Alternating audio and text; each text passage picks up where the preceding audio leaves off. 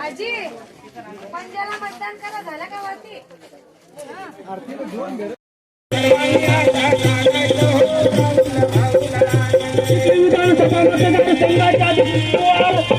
माननीय राहुल भाऊ बोंद्रे यांची विचारी पंजाब अमृतसरी समोरचे बटन दाबून प्रचंड बहुमताने विजय करा.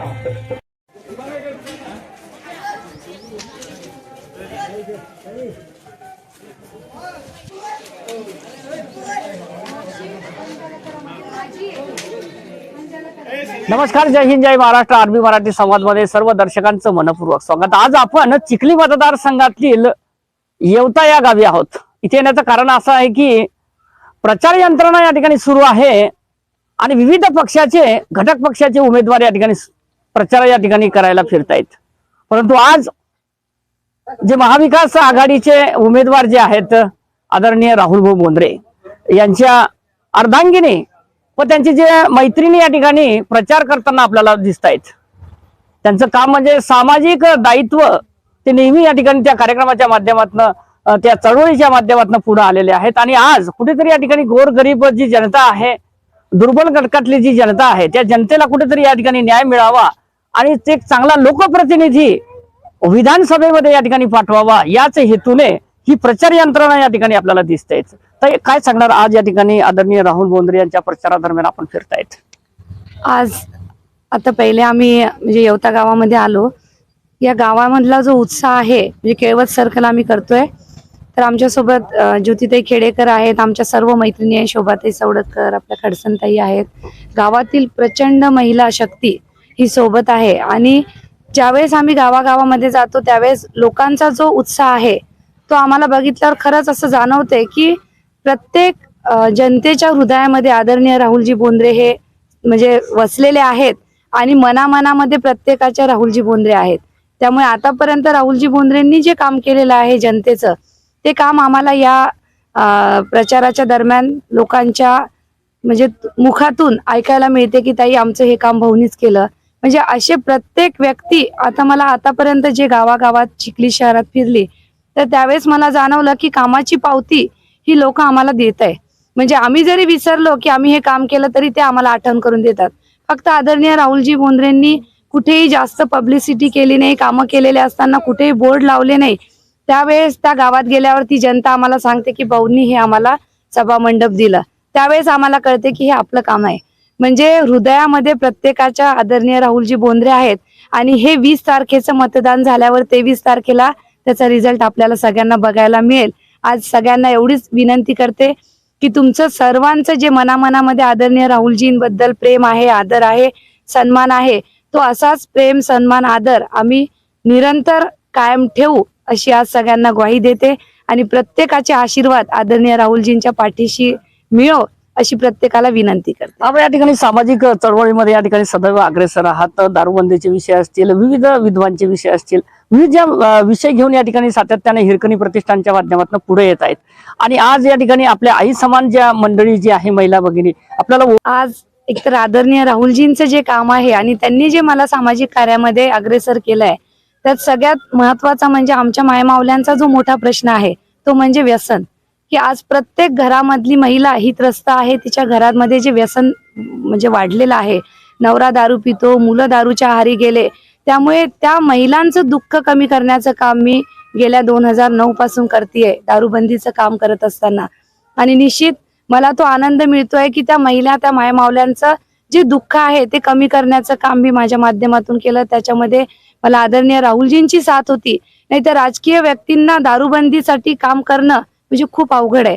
पण असे माझे पतिदेव आहेत की ज्यांनी महिलांचं दुःख कमी करण्याचं जर काम तू करत असेल तर तुला माझा पाठिंबा आहे.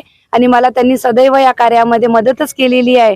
आणि आज आपण बघतोय की प्रत्येक गावामधली, कुटुंबामधली महिला ही त्या व्यसनाच्या आहारी गेलेल्या पतीला किंवा मुलांना त्या व्यसनातून बाहेर काढण्याचा प्रयत्न करते.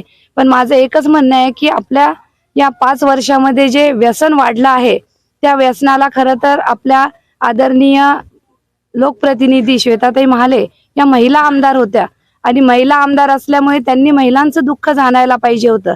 आणि त्याही पेक्षा सगळ्यात महत्वाचं म्हणजे त्यांचे पती हे देवेंद्र फडणवीस साहेब की जे गृहमंत्री आहे, त्या गृहमंत्र्यांचे ते प्रायव्हेट सेक्रेटरी असताना सुद्धा कुठेही त्यांनी दारूबंदी सारखं काम किंवा व्यसन कमी करण्याचं काम कधीच केलेलं नाहीये. आणि ही खंत आम्हाला कुठेतरी वाटते की एक महिला लोकप्रतिनिधी असताना पण महिलांचं दुःख त्या समजू शकत नाही.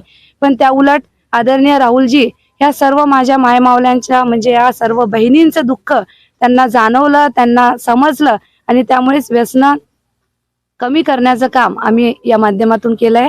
आणि हेच आशीर्वाद आम्हाला सगळ्यांचे लाभतील यात कुठेही शंका नाही. या ठिकाणी भाऊंनी जी संविधान जागर यात्रा जी काढली होती, घराघरापर्यंत, गावागावापर्यंतची नेलेली आहे, त्या संविधान जागर यात्रेचा या मतदान रूपी या ठिकाणी काही फायदा होईल? निश्चित. कारण आता हे महाविकास आघाडीचं जे सरकार आहे, या महाविकास आघाडीच्या सरकारने आपल्याला माहितीये की प्रत्येक सर्वसामान्य शेतकरी असू दे, प्रत्येक सर्वसामान्य गोरगरीब जनता असू दे, ह्या जनतेचा जो सगळ्यात मोठा प्रश्न होता तो म्हणजे शेतकऱ्याला भाव नाही, महागाई जी वाढवलेली आहे. तर या महागाईच्या विरोधात महाविकास आघाडीचं सरकार हे आवाज उठवण्याचा प्रयत्न करते. आणि त्या उलट महायुतीचं जे सरकार आहे, या महायुतीच्या सरकारने आतापर्यंत संविधान संपवण्याचं काम केलंय. आणि हे संविधान संपायला नको यासाठी गावागावामध्ये आदरणीय राहुलजी बोंद्रेंनी संविधान जागर यात्रा ही गेले 5 महिन्यापासून त्यांनी सुरू केलेली होती. आणि संविधान वाचवण्याचं काम आदरणीय राहुलजी बोंद्रे यांनी आणि त्यांच्या कार्यकर्त्यांनी केलेलं आहे.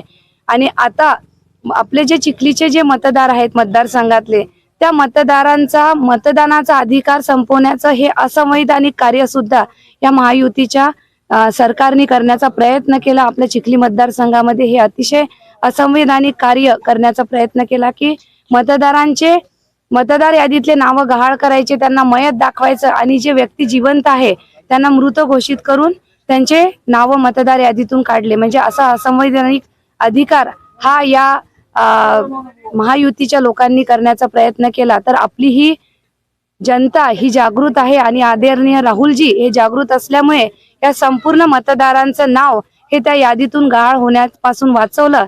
आणि आपल्या या संपूर्ण जनतेला जे 8,000 मतदार होते त्यांना पुन्हा मतदानाचा अधिकार मिळवण्याचं संविधानाचं कार्य आज आदरणीय राहुलजींनी केलंय. त्यामुळे आता कोणाचंही मतदान हे गहाळ होणार नाही. हा आपला डॉक्टर बाबासाहेब आंबेडकरांनी दिलेला आपल्याला हा अधिकार आहे. आणि निश्चितच डॉक्टर बाबासाहेब आंबेडकरांच्या या कार्याला आपण कुठेही तडा जाऊ देणार नाही, हे आपला प्रयत्न आहे. या होते आपल्यासोबत आदरणीय वृषालीताई बोंद्रे, भाऊंची अर्धांगिनी आहेत आणि पदार खोसून नव्हे तर पायाला भिंगरी लावून या ठिकाणी मतदारसंघामध्ये फिरतायत की कुठेतरी आपले पतिराज या ठिकाणी निवडून यावे असं त्यांचं मत या ठिकाणी आपण घेतलेलं आहे.